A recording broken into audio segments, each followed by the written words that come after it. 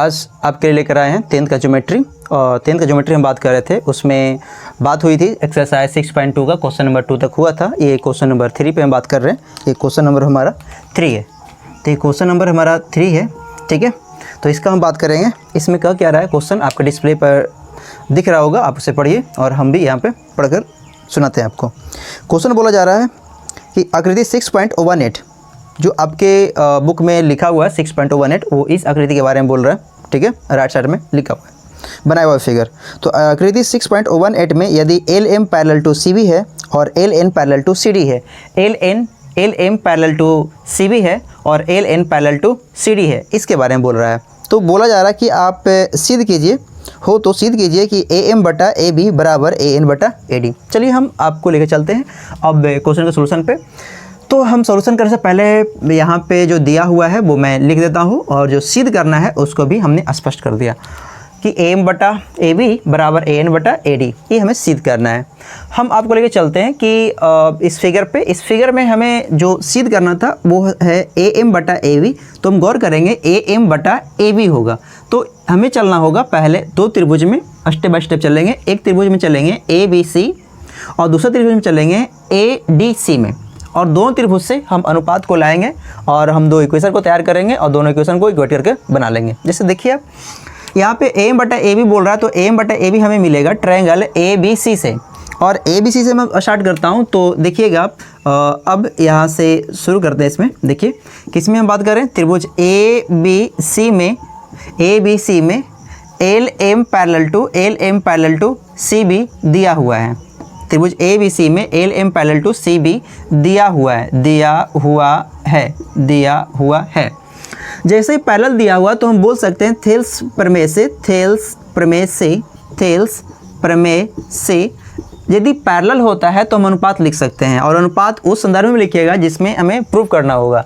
तो हमें लिखा हुआ ए एम बटा ए बी, तो यहाँ से ए एम बटा ए बी हो गया।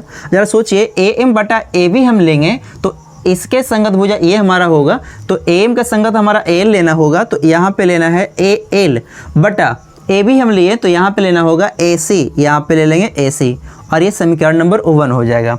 अब हम फिर से चलेंगे नेक्स्ट ट्रायंगल में। ट्रायंगल हमारा हो जाएगा कौन सा, नेक्स्ट ट्रायंगल है ए सी डी में हम चल लेंगे, और यहाँ पे हमें बात करना होगा ट्रायंगल ए सी डी में।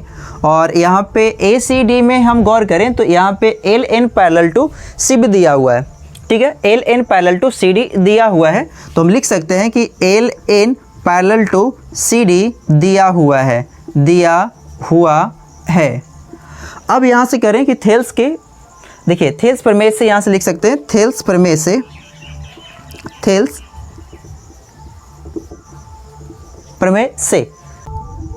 से हमारा हो जाएगा यहाँ पे जिस तरीके से हमें लाना है ए एन बटा ए डी, तो ए एन बटा ए डी लाना है। तो देखिए यहाँ पे लिख सकते हैं हम ए एन बटा ए डी, तो ए एन बटा ए डी हो जाएगा ए एन बटा ए डी हम लिख दिए ए एन बटा ए डी। तो इसके संगत हम इसमें लेंगे इस भुजा में, तो हमारा हो जाएगा बराबर ए एल बटा ए सी हो जाएगा, और इसे हम सीधा करके लिख दें तो यहाँ से हो जाएगा ए एल बटा A C equals to A N बटा ए डी हो जाएगा, समीकरण नंबर 2 हो जाएगा।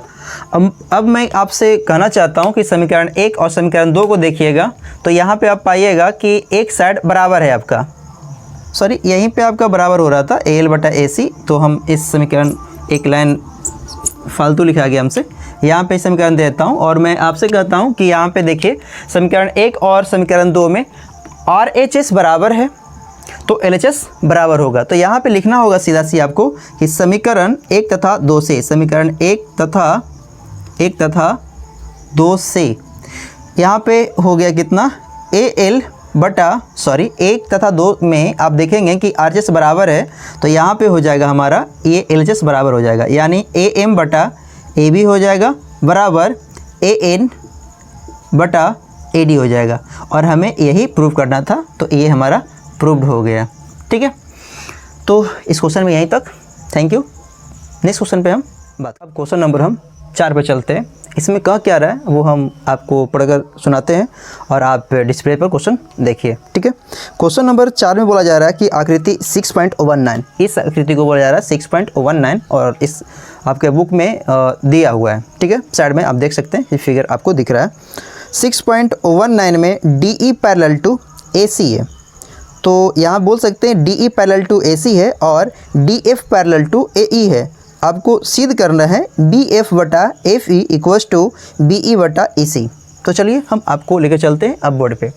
यहाँ पे बोला जा रहा है कि आपको ये दिया हुआ है, देखिए इसको हम लिख रखा हूँ कि दिया हुआ है DE पैरेलल टू AC, तो DE ये हो गया और इसके समानांतर है कौन सा, AC है।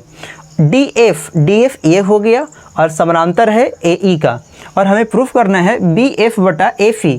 BF मतलब इतना लंबाई बटा FE इतना लंबाई, ये बराबर है BE मीन्स BE इतना लंबाई और EC इस लंबाई के अनुपात का। तो हम इसको समझाने से पहले हम बात करना चाहता हूँ कि इसको स्टेप बाय स्टेप समझें, और सबसे पहले हम इस जो सिद्ध करना है उस पर गौर करें। तो हमें सिद्ध करना है BF बटा FE। BF बटा FE इस दोनों का अनुपात हमें प्रूव करना है। तो इस दोनों का माने प्रूफ करना है, उसमें इस दोनों का अनुपात हमको चाहिए होगी। तो इस दोनों का अनुपात ज़रा सोचिए कि हमें कैसे आएगा। तो हम कहते हैं आपको कि ट्रायंगल ABE में ज़रा सोचिए, ट्रायंगल ABE में सोचेंगे और यहाँ पे बस अभी फ़िलहाल के लिए इसको इरेज करता हूँ, इसको हम इरेज करते हैं, इसे हम इरेज करते हैं, ठीक है, इसको इरेज करते हैं। और ज़रा अब सोचिए, तो हम चले किसमें, त्रिभुज। देखिए हम चलते हैं त्रिभुज ABE में, ठीक है। ABE में आपको दिया हुआ है कि DF पैरेलल टू AE है, देखिए यहाँ पे लिखा हुआ है, ठीक है। तो DF पैरेलल टू AE है, त्रिभुज ABE में DF पैरेलल टू AE है, इसीलिए थेल्स प्रमेय से, इसीलिए थेल्स प्रमेय से, थेल्स प्रमेय से आप लिख सकते हो कि पैरेलल है तो अनुपात बराबर होगा। थेल्स प्रमेय से हो जाएगा इसका अनुपात बराबर। कौन सा अनुपात लिखोगे, जिस संदर्भ में आपको प्रूफ करना है। तो BF बटा FE प्रूफ करना था, तो हम लिख सकते हैं यहाँ पे BF बटा FE। तो BF बटा FE, तो इसमें लेना होगा BD बटा DA, तो यहाँ पे बराबर हो जाएगा BD बटा DA हो जाएगा, ठीक है। इसे हम समीकरण नंबर 1 दे देंगे। अब हम चलते हैं आपको लेकर ट्रायंगल सेकंड में। ज़रा सोचिए, हमें लाना है एक पक्ष, तो देख सकते हैं कि BF बटा FE इसमें से मिल जाएगा, और इस अनुपात को लाने के लिए हम सेकंड ट्रायंगल में हम बात करेंगे। और उसमें ज़रा देखिए कि हम एक फिगर यहाँ पे लाइन था ड्रॉ किया हुआ, उसको हम इरेज किए थे, हम यहाँ पे वापसी लिख दिए, ठीक है।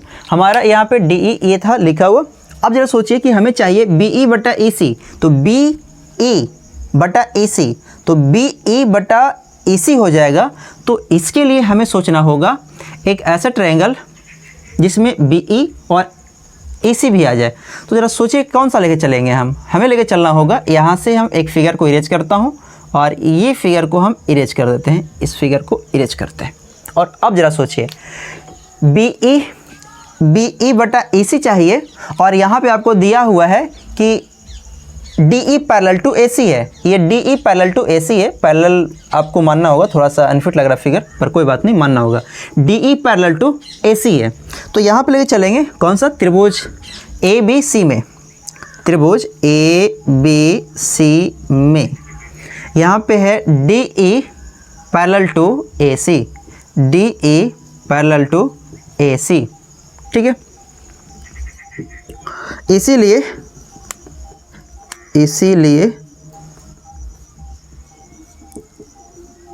थेल्स प्रमेय से, थेल्स प्रमेय से हम लिख सकते हैं, यहाँ पे हमें लाना क्या था, BE बटा EC, BE बटा EC, तो हम लिखते हैं थेल्स प्रमेय से BE बटा EC। जब BE हमने ले लिया तो इस संदर्भ में इधर लेंगे हम BD, और EC लिया तो हमको लेना होगा DA, ठीक है। और ये समीकरण हो गया 2। अब यहाँ पे हम आपको बात करें कि समीकरण 1 और 2 में देखिएगा तो एक पक्ष बराबर है और वो RHS बराबर है, तो LHS हमारा बराबर हो जाएगा, जो हमें प्रूफ करना था। तो लिख सकते हैं यहाँ पे कि समीकरण 1 तथा 2c BE बटा FE इक्वल्स टू BE बटा AC। ये हो गया हमारा प्रूफ। तो इस क्वेश्चन में यहीं तक होगा। Thank you. अब नेक्स्ट क्वेश्चन पे हम बात करें। फ्रेंड्स अब हम बात करते हैं क्वेश्चन नंबर 5 पे। ठीक है, आप डिस्प्ले पर देखिए क्वेश्चन और मैं पढ़ता हूँ। इसमें बोला जा रहा है कि आकृति 6.20 में, यानी 6.20 में आपको यही है फिगर बना हुआ। बोला जा रहा है कि DE पैरेलल टू OQ और DF पैरेलल टू OR है, तो दर्शाइए कि EF पैरेलल टू QR होगा। जरा सोचिए कि फिगर आपका दिया हुआ कि PQR और इसमें जो है DE है, DF है और O है, और यहाँ पे आपको जो दिया है वो मैं लिख रखा हूँ और जो सिद्ध करना है वो भी मैं स्पष्ट कर रखा हूँ। ठीक है, अब हमें यहाँ पे जो करना होगा वो क्या करें उस पर हम बात करें। तो ज़रा सोचिए कि इसमें आपको पैरेलल प्रूव करना है। तो प्रूव करना है पैरेलल है, इसका मतलब हम इससे आइडिया लगा सकते हैं कि पैरेलल प्रूव करना है यानी अनुपात हमें दिखाना होगा, तब पैरेलल होगा। यानी यहाँ पे थेल्स का विलोम भी यूज होगा। ठीक है, पैरेलल दिया हुआ भी है, पैरेलल प्रूव करना है तो पैरेलल दिया हुआ रहता है, मतलब थेल्स में हमें यूज होता है कि पैरेलल है तो अनुपात होगा, और पैरेलल प्रूव करना है मतलब अनुपात आ जाएगा तो उसके थ्रू से हम विलोम का यूज करके पैरेलल ले आएंगे। मीन्स टोटली ये मैं कहना चाहता हूँ कि इस क्वेश्चन में थेल्स थ्योरम और थेल्स थ्योरम का विलोम दोनों ही यूज होने वाला है। ठीक है, तो इसीलिए इस क्वेश्चन को थोड़ा केयरफुली देखते रहिए। ठीक है, सबसे पहला मैं कहना चाह रहा हूँ ये कि आपको DE पैरेलल टू OQ है। तो जरा सोचिए कि DE पैरेलल टू OQ है, तो यहाँ पे मैं आपको लेकर चलता हूँ त्रिभुज PQO में या POQ में। देखिएगा त्रिभुज POQ में, तो हम चले त्रिभुज, अब यहाँ पे लिखता हूँ त्रिभुज POQ में। POQ में जरा बात करें तो यहाँ पे हो जाएगा DE पैरेलल टू OQ, क्यों दिया हुआ है तो यहाँ पे हो जाएगा DE parallel to OQ। POQ में DE पैरेलल टू OQ हो जाएगा। इसीलिए थेल्स प्रमेय से, इसीलिए थेल्स प्रमेय से, थेल्स प्रमेय से हम लिख सकते हैं यहाँ पे कितना, देखिए अनुपात को लिख सकते हैं। यहाँ पे हो जाएगा PE बटा EQ इक्वस टू, जब PE ले लिए तो यहाँ पे हो जाएगा PD। देखिए ट्रायंगल आप गौर कीजिएगा, POQ है इसी में सोचेंगे, और DE पैरेलल टू OQ है तो थोड़ा ध्यान देकर देखिए, PE है तो इसके संगत PD हो जाएगा, और PD, और यहाँ पे हम लिए EQ लिए हैं तो EQ के संगत हो जाएगा DO, तो यहाँ पे हो जाएगा DO, और ये समीकरण नंबर 1 हो गया। अब हम चलना चाहते हैं त्रिभुज किसमें, सेकंड वाला में, जिसमें दिया हुआ DF पैरेलल टू OR। तो DF पैरेलल टू OR दिया हुआ ट्रायंगल POR में चलना होगा। त्रिभुज POR में, POR में बोल सकते हैं कि DF पैरेलल टू OR है। एक्चुअली ये दिया हुआ है, ठीक है, इसीलिए थेल्स प्रमेय